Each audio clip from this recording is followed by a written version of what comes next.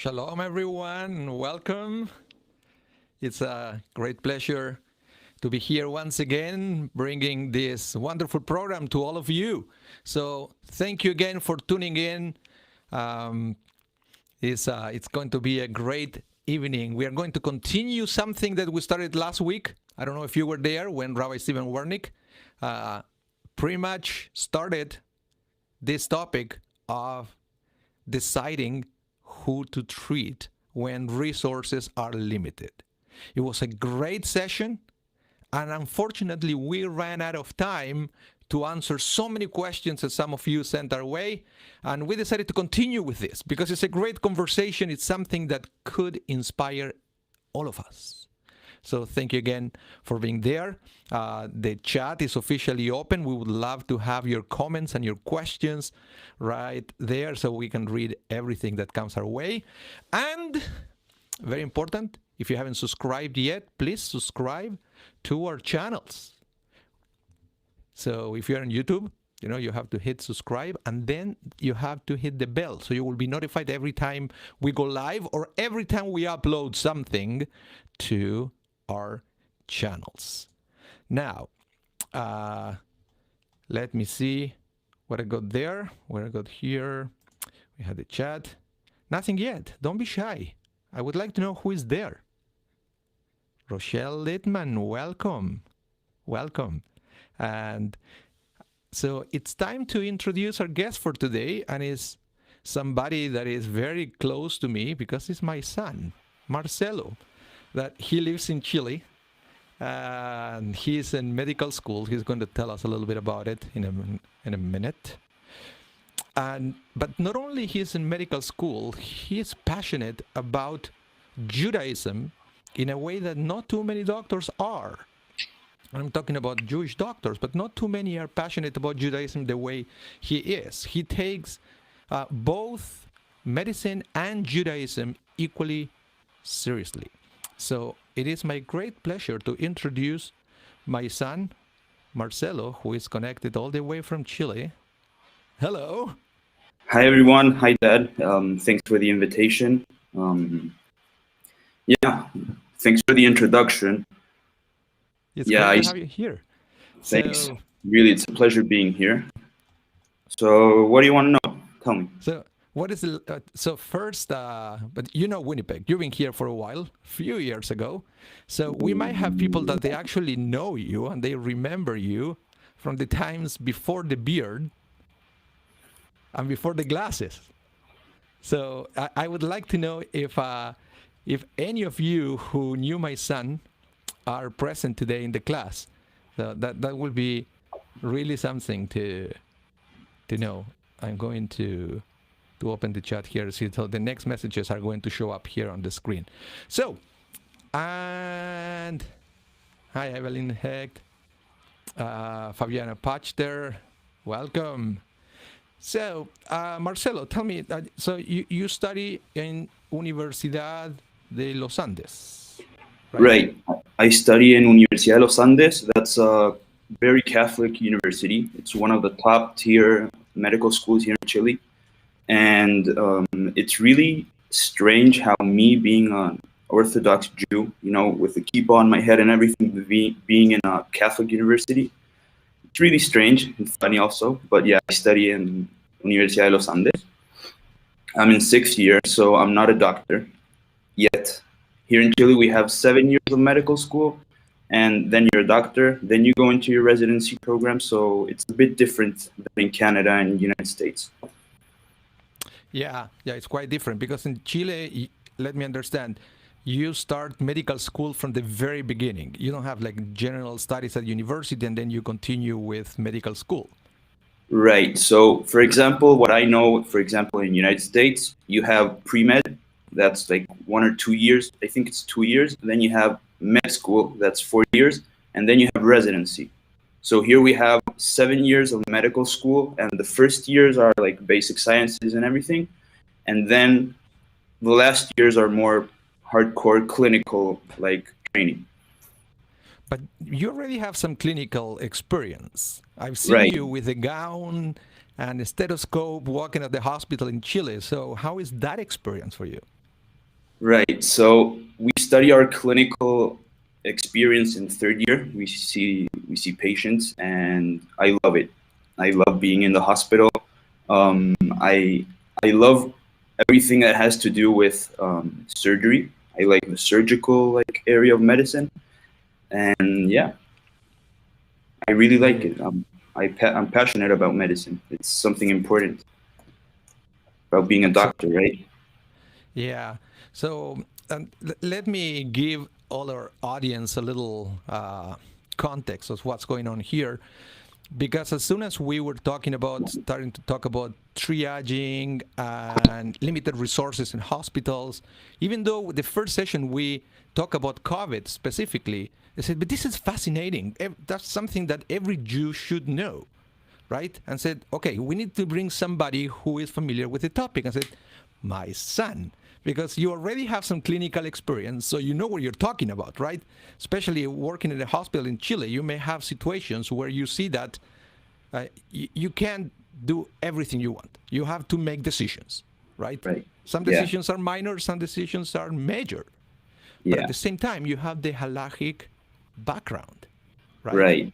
So Right. how did that happen? Because that's not common. Let's be honest. That to have a Jewish doctor that also has a broad halachic background. How many years you've been studying actually halacha? Okay, so my background is the following. I studied in a Orthodox Jewish school. It's called Maimonides School here in Chile. We have two Jewish schools, one that's like Jewish and the other one is more Orthodox, and I studied in the Orthodox school. And I remember being in 11th grade, and I remember we had a visit from Rabbi Rappaport from England.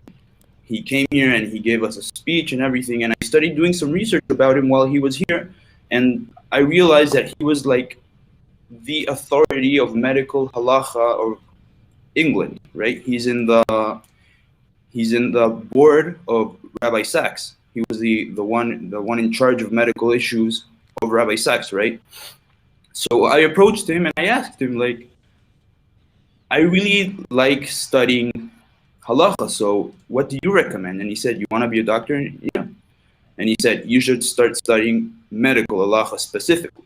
And that was in 11th grade, and that's where everything kicked off. And I went to yeshiva. I remember in 11th grade also. I went also in 12th grade, and I started studying medical halacha there. So that's where everything kicked off.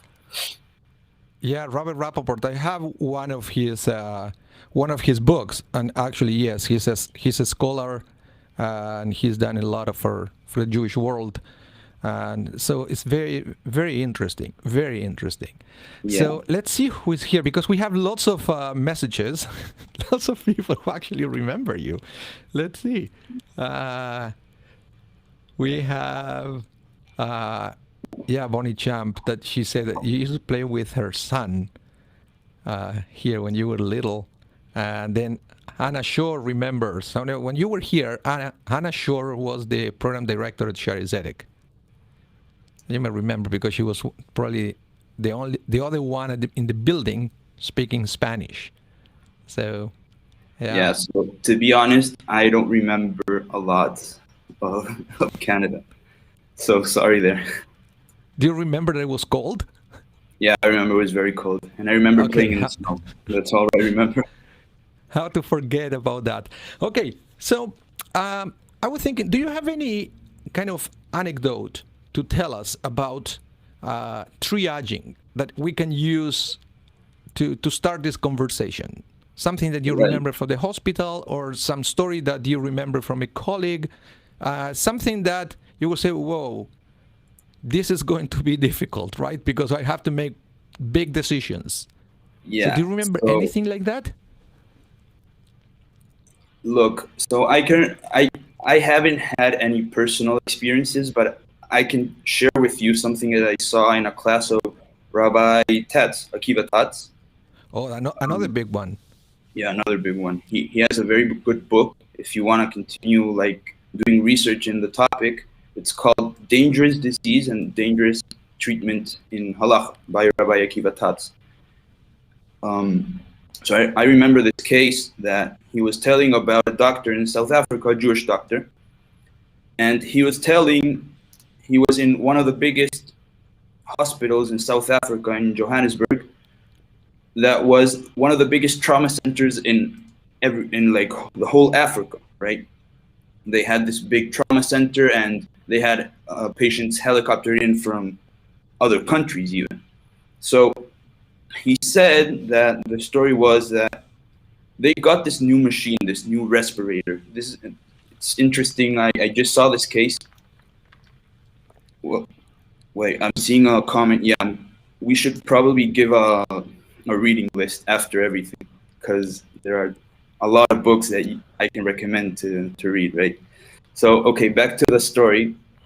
The hospital got this new respirator, and they only had one respirator. The thing was that the hospital gave this very strange petition to the doctor in charge, and they said, you only use this respirator in a salvageable patient, someone who's going to live, right? So if you get a trauma patient and you start triaging, triage starts the moment the patient is with the doctor, right? You first assess, then you treat, right?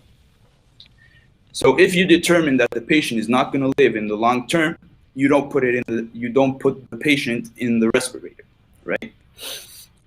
So Rabbi Tat, he got this question, because what do we do as Jews in this situation? So maybe, what do you think, Dad? So the case is like this. You can't use it in a non-salvageable because what you have one respirator, then you have a patient that maybe you know that is not going to live anyway, right? But you can extend his life for a little bit with the respirator. But what if then you have another patient coming later, right? That you know that you can save that life. So, so the question, I guess, is can you now get the other person out of the respirator and put it in the next one? No. That's another step. The first step is don't use it at all, right?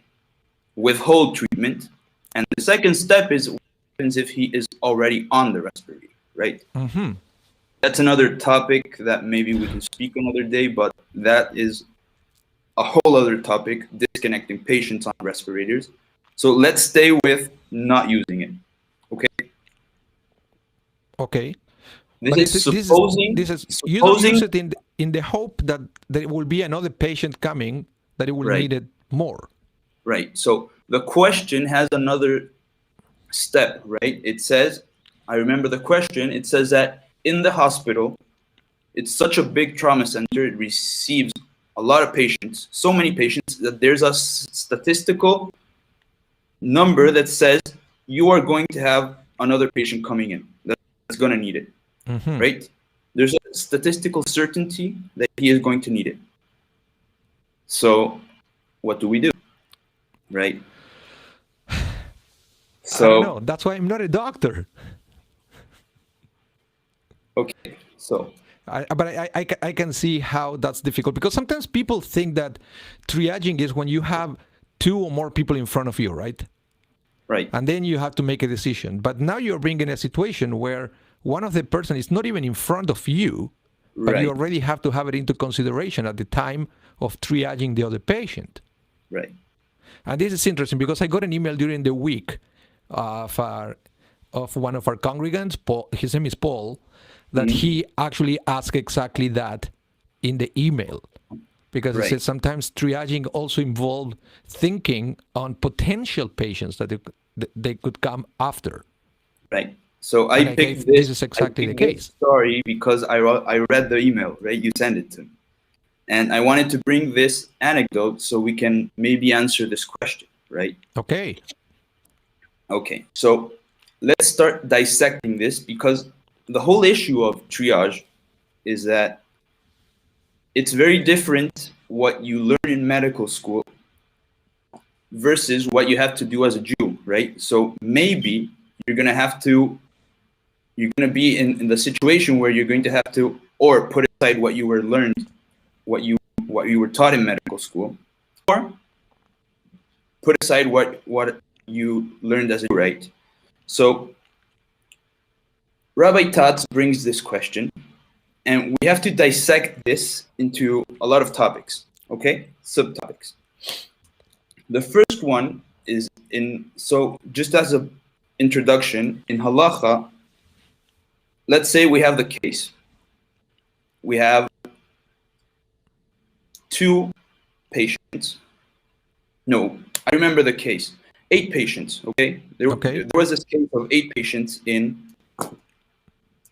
Israel, 8 pediatric patients who had meningitis, okay? And the hospital only had penicillin for 2. What do you do there? Who gets the penicillin, right? Let's say they are all in the same circumstances. All is equal. Who are the first 2 patients who get the penicillin? Okay? What do you say? I don't know. It's I heard something once before that there is something to do in certain events with whoever is closer to you, like distance. Right. So the logical approach is the first ones you see, right? The ones who are closer to you. So in Halacha, there's this principle called Ein Ma'avirin al HaMitzvot. So we don't pass over someone. That's why we have the proximity, right? We get this injunction. Yeah, that you cannot bypass a mitzvah that presents to you. Right. So the first 2 patients, like the first one and then the second, are going to be the first ones getting this antibiotic. And that also has another principle called lefaneinu, that is in front of us. Okay? So we have this question. Does this statistical certainty that someone is going to come count as lefaneinu? Okay. So Rabbi Tat says that when he saw this question, right, going back to the question about the respirator in South Africa, he got 3 different rabbinical answers, right? Typical in Judaism, and they are all different. They probably asked 2 rabbis and they got 3 opinions. Right, or maybe 4. Yeah. So one opinion said, because of lefaneinu, you treat the patient equally. I mean, you treat the patient you get. Doesn't matter if he is going to be later or not. The first patient you see is the one you use the respirator on, right? Okay, so in that case, you have to disobey whatever the hospital say. You have a patient in front of you. Doesn't matter that he's going to die anyway. You do it because he's in front of you. Right. Okay. Second one says, no, you don't treat him. Lefaneinu. Of course. Lefaneinu counts as the statistical certainty that someone is going to come and is going to need it. And the third one was very, very strange question, very smart also. He said, put a timer of half an hour. Okay? Put a timer on the machine. On the machine, right? So now in Israel, they have the technology that respirators go on timers. I'm going to explain that afterwards, okay? So you do it for a half an hour, right? And then if someone comes, the machine shuts off, and then you can use that machine on the new patient. But if no one comes, you reset it, right? Okay, because once you turn it on, then you cannot turn it off. Right. Aha. Okay, so the machine stops automatically. Interesting. Yeah, it's a very interesting topic. That's also what the solution was for disconnecting patients on a respirator who are brain dead, okay? But as I mentioned earlier, disconnecting patients from a respirator is another topic.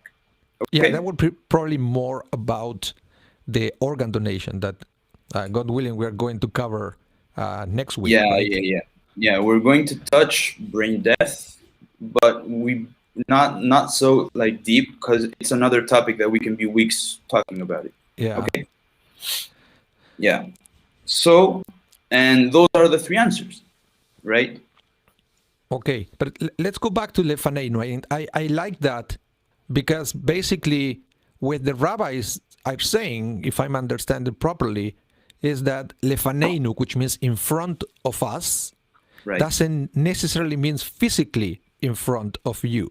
Yes. Because you have the certainty that there is going to be another patient coming anytime because it's happening every day. That's how they have the statistics. So the only thing is you don't know who the person is, right? But the person is going to be there, so you can consider as if the person is already there, right? Yes. Yes. Wow. So that is a very interesting halachic principle.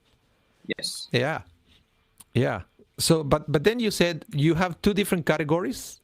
One is the one who you know that is going to die anyway. Yes.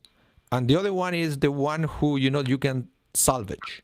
Right. So and I believe there is a halachic principle of that. I so can't remember. wait, It has a name. let me explain something. So people who don't know what maybe I didn't explain or I'm not clear. Triage comes from the word trier in French. In French, that means sort. Okay, it was first used in the Napoleonic Wars, and the war surgeons. This is from war. Okay, you have a incident where you have massive casualties, right? You have a lot of patients coming in. You have scarce resources. You have 2 doctors, for example. So the question is, who gets treated first? Who do you direct all your resources?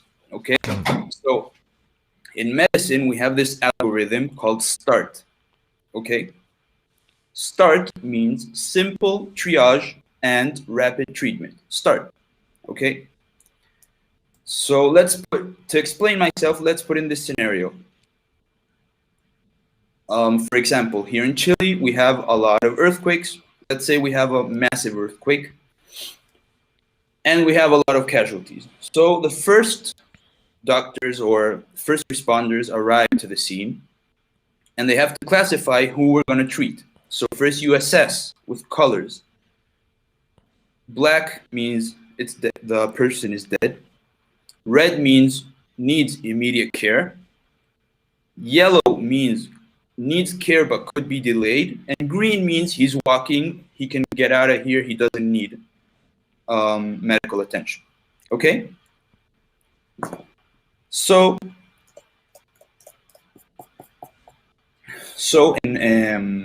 that's first, okay? Okay. That's so you understand what triage is, okay? So back to your question. What was your question? I need to explain this first. No, about the 2 categories. I guess it's between the yellow and the red. Not salvageable. Basically it's between the yellow and the red, right? Yes. I guess black and green are out of the question, right? One is already dead. The other one doesn't need the treatment. But then you will. Mm-hmm. Sorry? Sometimes people who are the black color goes to people who are not going to be saved despite medical attention, right? So that goes into the category of people who can't be saved. Oh, okay. Yes. I see. But that is, okay, so that's the category, I guess, that I was talking about. Yes. But in Halacha exists the same thing. There is a category of people who cannot be saved. And how do you call that? We have a category.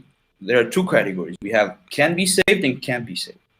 The category in Halacha are called Chayei Olam, Chayei Sha'ah. Okay? Chayei Sha'ah means literally life for an hour. Or terminally ill. Or terminally ill. Like he's going to live a little longer, but like he's going to die anyways. And the second term is Chayei Olam, which the literal translation is life for a world, right? Olam, forever. He's going to live in the long term. So in Halacha, we have these two categories. Okay? So I put it there so our viewers can see the two concepts, right? Yes. I think this is very, very important because it's basically you as a doctor, you have to decide which category the patient in front of you is. Yes. So Okay. that can maybe pose a ethical problem to us Jews specifically, because when we do this start algorithm, the algorithm is very clear. You have to first assess and then treat, right? You have to classify every patient and then treat them. But what happens if when you're assessing a patient, you have to treat him? Can you bypass him to assess other patients, or do you have to treat him on site? So you Right? you start assessing, and you realize that one of your patients needs immediate assistance. You can do it, but that means that you have to neglect the next in line. Right. So what happens if the next patient, I'm assessing him and the same thing happens? Right? So I'm going to bypass another patient. Right? So Rabbi Tatz in his book, he brings one of a clinical case that we have a doctor and he sees a car accident and a little girl is lying on the ground. She's gushing blood from her neck. But the thing is that, okay, what do? You go and see this patient. You apply pressure to the neck over here. But the thing is that she sees that the car not only ran over this little girl, the car ran over other people, like various other people. So she says maybe if this little girl was hit, other people are hit. Maybe they're more serious, maybe they're less. But she has to know, right? And this triage principle says that you have to go and see them. So the question is, should she stop applying pressure to this little girl, or should she keep on applying the pressure? And the thing is that in the clinical case, Rabbi Tatz quotes Rav Moshe Feinstein. And Rav Moshe Feinstein has this principle that once you start treating a patient, this patient has the right to keep on being treated. Okay. So that's right? what So this can pose a problem to disconnecting people from respirators, right? If we do the injunction. So it's what Kathy said here in the chat. She said, once you start something, you cannot, do not start something you cannot continue. So in other words, if you start something, you have to continue with that. Right. Yes. Yeah. Wow. That's quite something. So is there any questions from our viewers that you would like to ask Marcelo or myself? So please use the chat, and would love to know what you think. So we can continue the conversation based on your questions. But this is very interesting. This is very interesting. The fact that once you start treating somebody, you have to continue even though there are other people in front of you. Yes. Wow. And what would you, for example, what will you be taught at university regarding that? Would it be the same line of Halacha, or you think that university will teach you something different? So I think that Halacha in many ways goes in the same way of medicine.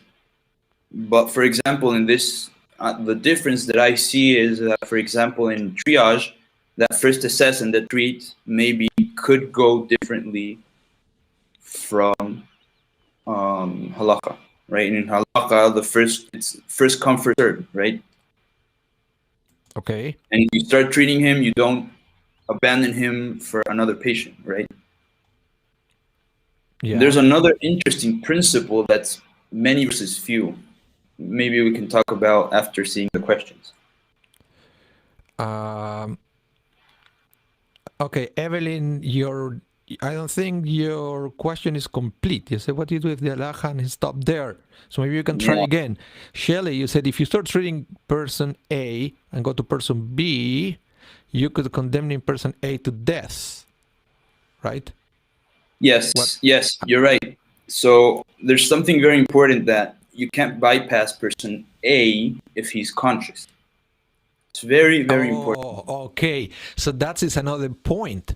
So Yes. basically, what you think is if person A is unconscious, you can bypass the person? If he's unconscious and non-salvageable, you can bypass him. For example, okay, I go to person A, he's unconscious, and I say, okay, I can't save him. Let's go to person B. But what happens if person A, he's conscious, but he's not salvageable, right? Yeah, we all saw that in the movies, right? That people are yelling and grabbing the doctor by the sleeve and say, please save me, save me. And you look at the guy and say, there is nothing I can do for you, right? Exactly. So Halacha states that you cannot abandon person A. Why? Because if you abandon him, he's going to get anxious and he's going to think he's going to die, so he's going to die sooner. And you are rushing his death. Okay, right? I see. So going back to my original question, I think Evelyn shared my sentiment here, and she asked, what do you do if there is a conflict between Halacha and the hospital protocol? Okay, so that's a tough one. I'm hoping that never happens. Okay, I'm really hoping that never happens because I wouldn't know what to do. And what would I do in that scenario? I would ask my rabbi, and maybe I don't know if, for example, it's a life or death split decision that has to be made on the second. Maybe I would go for the, I don't know. I really don't know. Yeah, because you can't call your rabbi in the middle of an accident. Right. So I mean, here in Chile, I don't know how it works in Canada, but here in Chile we have what's called conscience objection. Okay, yeah, I've seen that usually related to countries that they have a new law of abortion, for example, right? Right. So here in Chile, we started applying that because we had a new law of abortion. So a lot of doctors, they don't want to perform abortion, so they say, I'm an objector of conscience, I'm not doing, right? So what we can do here is do that, but I don't know in the ICU setting. I don't know. I really don't know. Yeah, it's a really tough question. It's a really difficult question. But I said but I guess, but they do teach you in medical school, I guess, right? A methodology to determine who to treat, right, and who don't. Right. So what do they say? And do you have any examples of things that they will teach you university, what they will suggest to do in certain situations? You mean in like the acute setting? Because you're saying what happens? You're like a broad ethical question, right? Yeah, so, but do you have a special class or a special class in university that they talk about that? No, because Halacha is very specific, and actually they are. I did a quick search on the internet, and there are actually places where Jewish doctors can go and learn a methodology for triaging according to Jewish law, right? And I know here that sometimes when you go to the hospital in Winnipeg, and I'm not talking about an emergency or nothing, but every time you go to the hospital, it will be a triage nurse that will look at you, they will ask you a few questions, and then again, they will, I don't know if they use colors or what, but they will know how serious your condition is. Right. And then based on that, sometimes you have to wait for 6 hours. Sometimes they take you in right away. Right. Okay. So I'm wondering how also they get trained to do that. Because there are certain things that, for example, and I remember this from Halacha, that in a Western society, for example, age is a factor. But my understanding is that Halacha is not necessarily a factor. Right. So going back to your question, now I know. So we also have in Chile this triage in the emergency room. It's 5 categories. C1 is acute, like for example, heart attack. Heart attack has to go immediately in, right? So we have a list of pathologies that go into each category. So answering that question, right? So for example, bone fracture, non-complicated bone fracture is okay here in Chile. Okay. So C4 waits from 2 to 4 hours, depending number.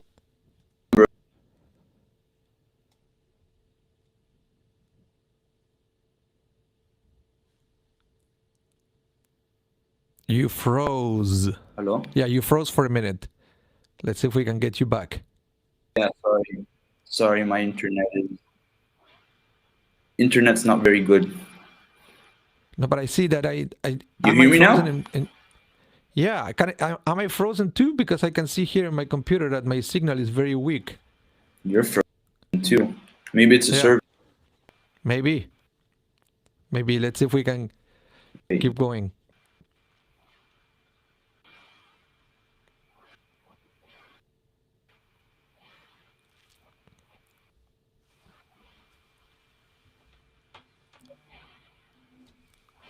Okay, try Maybe to it's a keep server. talking now. I think you're moving. You're moving. Let's try. Let's keep going. Okay, so yeah, there are some factors that come in halacha that you say age is not a factor, gender is not a factor. All these factors are extrapolated from a Gemara in the Talmud, right? That says who has priority when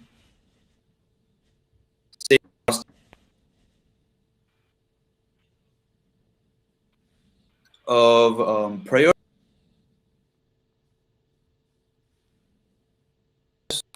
And in that Gemara says women go priority because we're saying a hostage situation. This is all. It's what the Gemara says, right?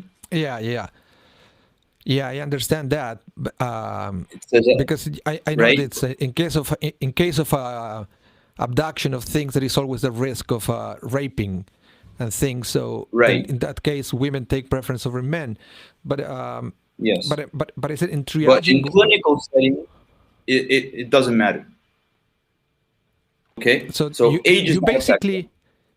basically need to know who has better chances of surviving, right? Right. Yes. And that usually is the younger person in general. In general, yes. Because here, if you look at COVID, right, and who gets the vaccine first is the opposite. Right, but the vaccine isn't it's not who's gonna get saved. The vaccine is for preventing, right? Yeah, because basically it's the I guess the principle behind is that statistically a younger person is going to survive even without the vaccine, right? Right.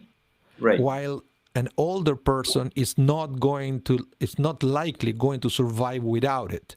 Right. So we're talking about the vaccine is a preventive measure, not a curative measure. Okay, it's not the cure for COVID, it's the prevention of COVID. So we have to make that difference because a lot of people don't make that difference, right? They say, oh, we're going to get the vaccine, we got the cure, right? It's not the cure, it's preventive medicine, not curative, right? Yeah. And we have here in Canada cases now with ventilator that you mentioned before, because there are limited amount of ventilators in the hospital. And they do have to make these decisions. Right. Who to connect and who not to connect. Yes. And it's probably extremely difficult for doctors having to do that, because they know, as you mentioned, the example that you brought from Rabbi Akiva Tatz, that they know statistically that it's going to eventually come another patient that they might need it more desperately and with a better chance of survival. Yeah. So honestly, I don't know how the hospitals work here in that case. If we have anybody within our viewers that they have that answer, I am very curious, and I would like to know what the policies are here in Canada. I think that will be very interesting, and to know what they do in these days. I know that there was this news from the United States in Los Angeles, right? That they gave the instructions to the ambulances that there are certain patients that they know that they are not salvageable. They should not be picked up because they may need the ambulance for somebody else who might be salvageable. Well, because sometimes when you have that many cases, it's what do you do? yeah, I really don't know. That, I'm a medical student, right? I'm a doctor. I haven't worked in the ICU yet. So yeah, it's a very interesting question. What is the criteria for choosing who gets the ventilator, who doesn't? Yeah, that's well. And then again, but we said if you have two people in front of you and they are both the same, you go to the one that is closer to you. Yes, yes. So then the question arises, what if one of those people is your relative? Oh, yeah, okay. Because I believe, according to Halacha, you have certain responsibilities or some certain ties to your family first. Yeah. Yes. But it's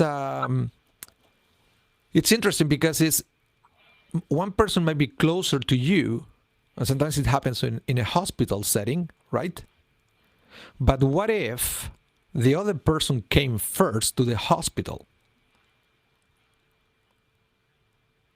right? Which is here, I think it's okay. Bonnie Champ, who is a doctor, she said the policies in Manitoba are not clearly defined at this point.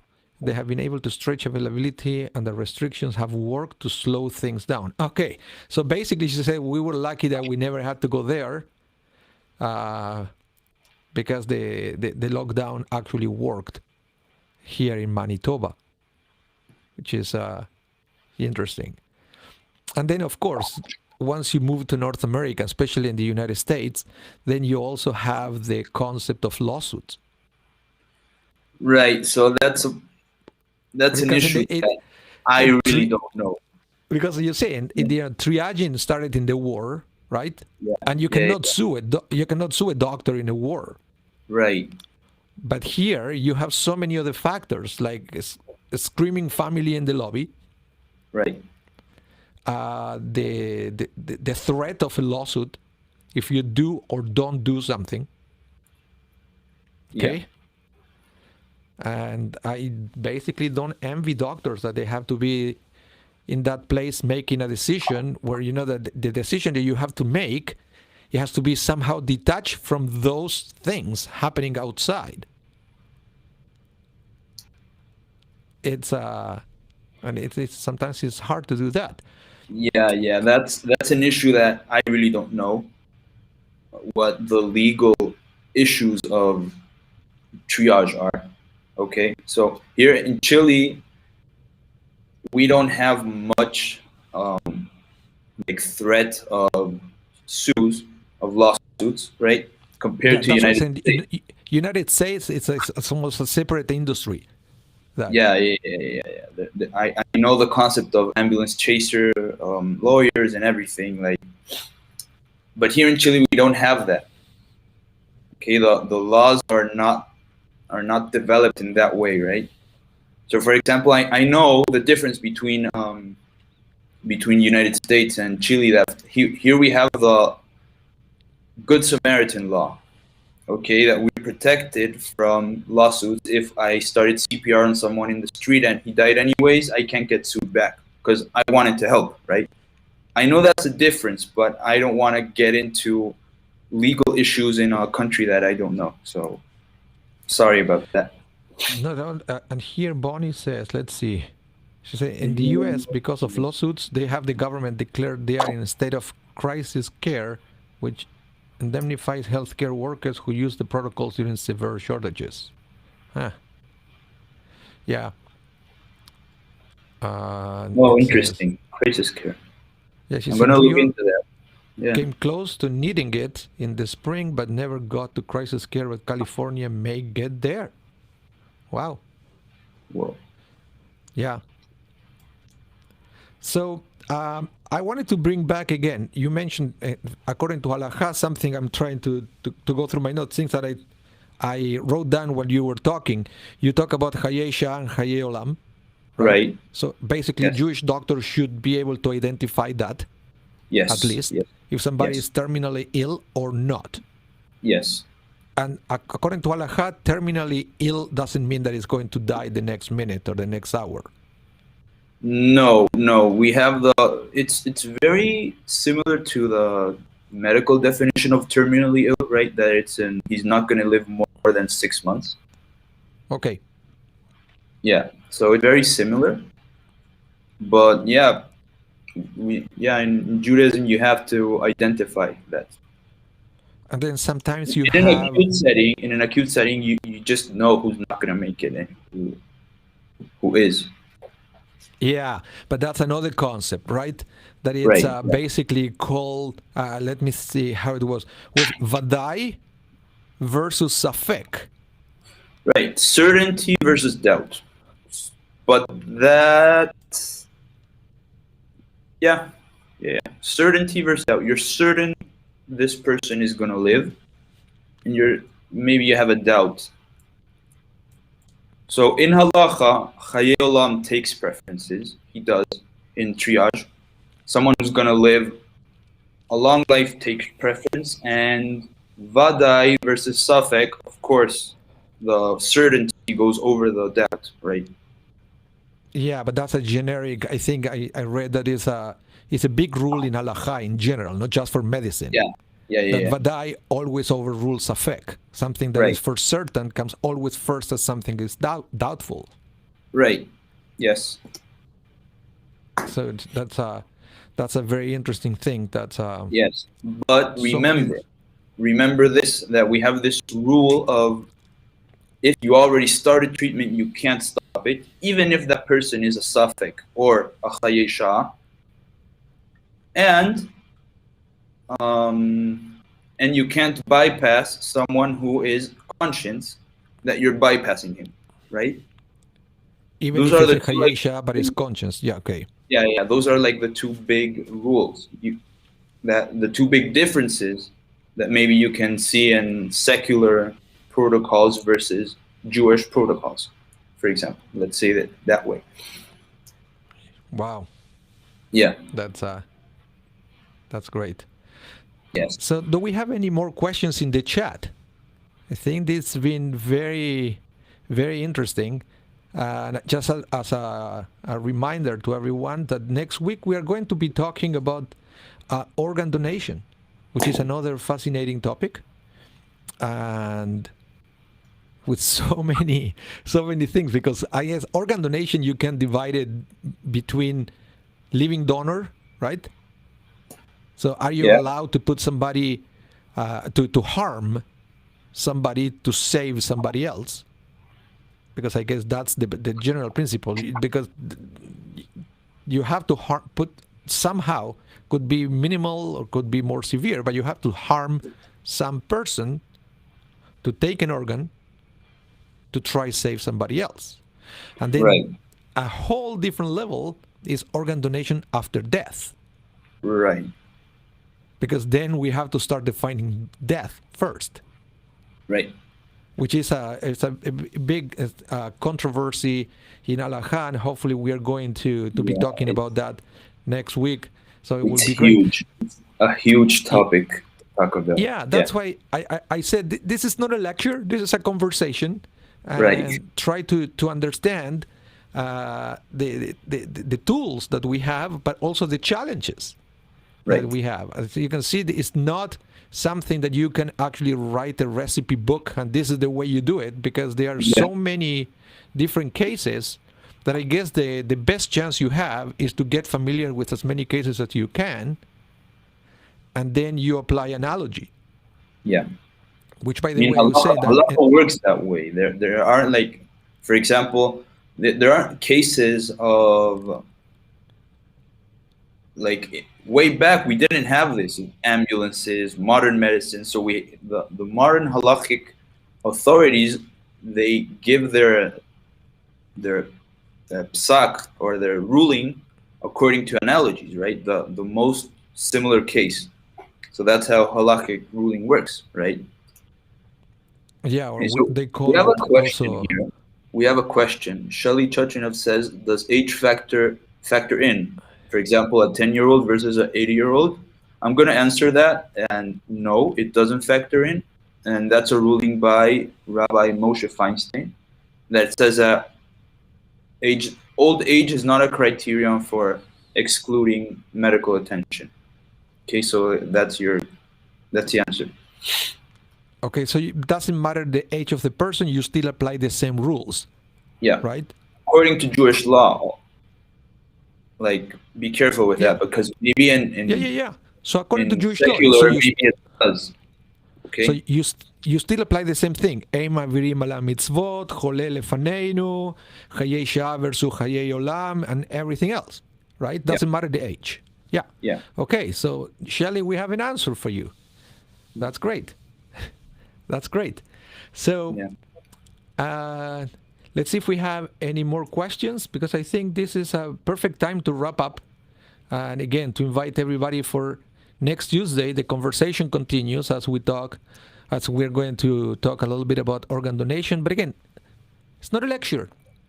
It's a chat between father and son, right? Fireside chat. Yeah. I feel like, the Star Wars. I am your father. Right? Right. But it's, it's great. It's great to have this conversation. What people don't know is that sometimes I do have this conversation with my son over the phone. And so it's okay. Let's bring it to the broader public, so we're going to learn a little bit. It's because a very interesting topic. People should, read about it. So someone asked that we leave a book list, right? Okay, so what is the name of the book of Rabbi Feinstein? Say it again. Rabbi Feinstein is Igros. No, sorry, Tats. You said Rabbi Tats, right? I have it here. It's called Dangerous Disease and Dangerous Therapy in Jewish Medical Ethics. It's this book. It's a blue book. Okay. Okay, so basically they have to search for Rabbi Akiva Tats. And books. Also, another very good book is called Jewish Encyclopedia of Jewish Medical Ethics by Rav Avram Steinberg. And okay, that's a very good book that they could read. Yep, that's great. Okay, so we would like to thank everyone for connecting, for tuning in tonight. Of course, I thank my son Marcelo for staying up this late, because in Chile they are 3 hours ahead. Yeah, it's almost 3 hours ahead. 7:30. Yeah, but I know you don't go to bed until 1 at least, right? Because you're in summer break now. Yeah, summer break. Yeah, we are here suffering the minus 40, and so you're doing fine. You're doing fine there. Thank you for the invitation, and thank you everyone for joining us, and see you next week. See you next week. Thank you so much. Thank you. You're welcome. Thank you, Marcelo. Good night. Good night. So everyone, thank you for being there. And remember, subscribe to the channel if you haven't done so. Red button right there. Subscribe. Hit the bell so you will be notified every time we go live or every time we upload something to our channels. Thank you for being there.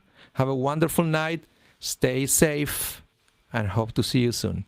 And remember, we have wonderful, wonderful programs coming up. If you want to know more about that, visit www.szwinnipeg.ca/upcoming events. So you will know all the wonderful things that we have for you in store. Good night. Be safe. Hope to see you soon. Bye.